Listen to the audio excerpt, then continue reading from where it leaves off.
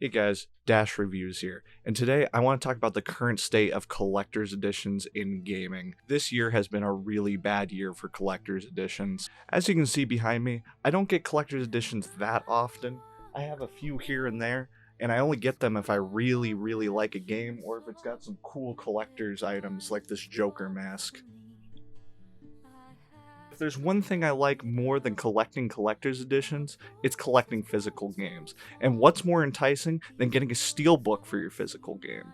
There's so much great artwork on these steelbooks. I have so many of them, more so than collector's editions, including Yakuza 7, Sifu, Uncharted 4, Death Stranding, and Persona 5 Royal, just to name a few. So why is it that collector's editions are so ass when it comes to their content and pricing this year?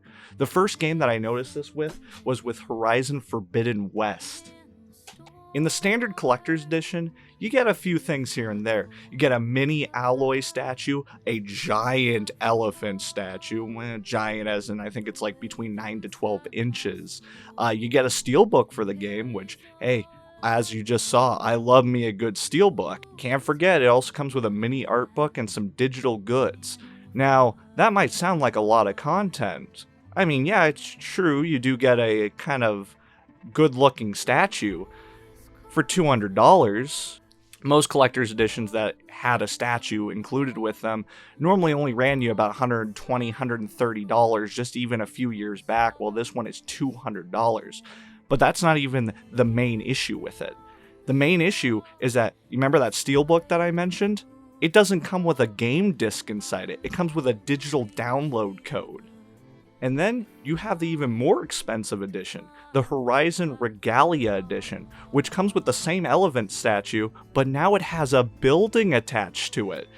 You get a few art cards, a replica of her little earpiece, and still no game disc. $260, no game disc included, but hey, you have something you could put the game disc in if, you got it. Now, if you really want a disc inside your steelbook for Horizon Zero Dawn, there's actually a way to do it.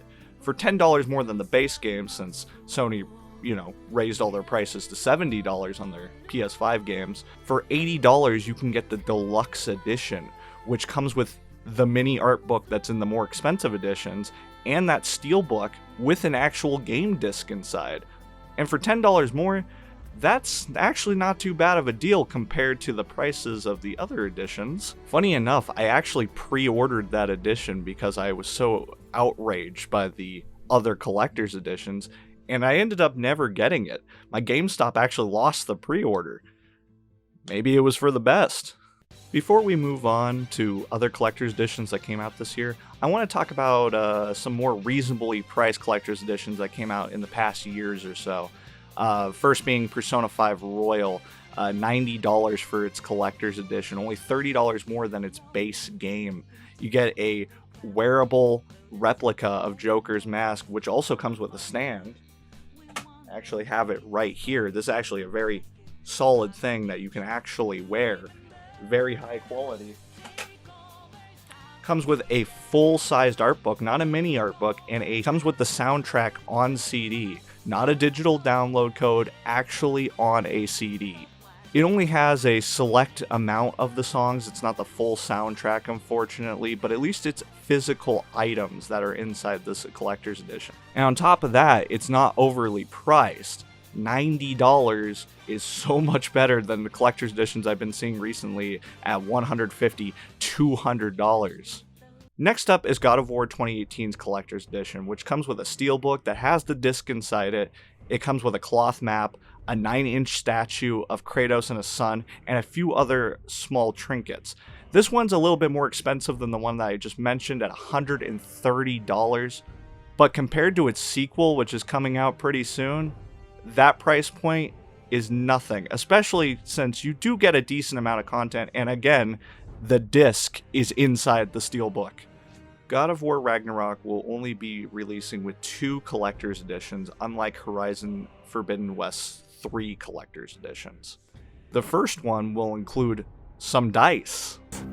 Look at that. They have a heft to them. a hammer. This is solid. It has weight to it. It's got balance to it. The attention to detail is phenomenal. My gosh. A box. My gosh. Before. Beautifully designed. Beautiful. And if you find that little hole there, we can... More secret compartments.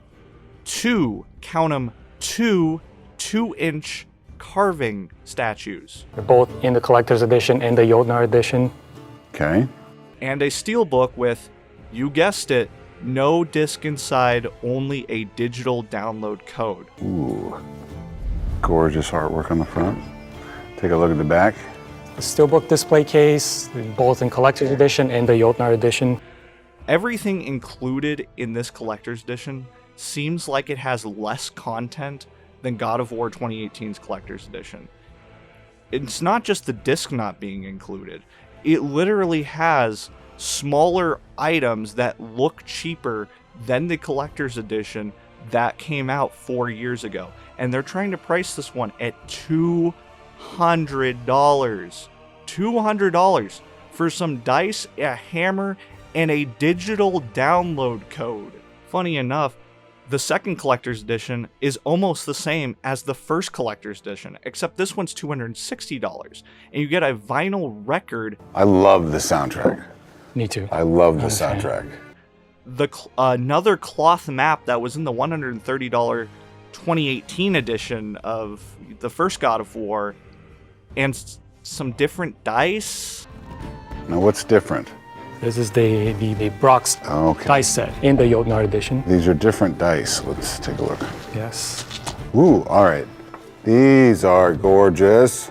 $260, and you're still not getting the game. I guess game developers have seen how much people are willing to pay for scalped items on eBay and said, fuck it, we can charge the same amount. And you know what? They're absolutely right.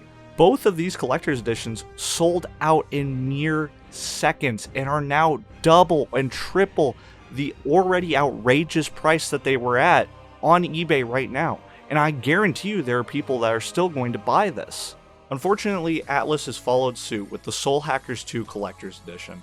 You get a 3-inch statue, a mini plush, some keychains, the soundtrack on a USB drive, and a steelbook for the game.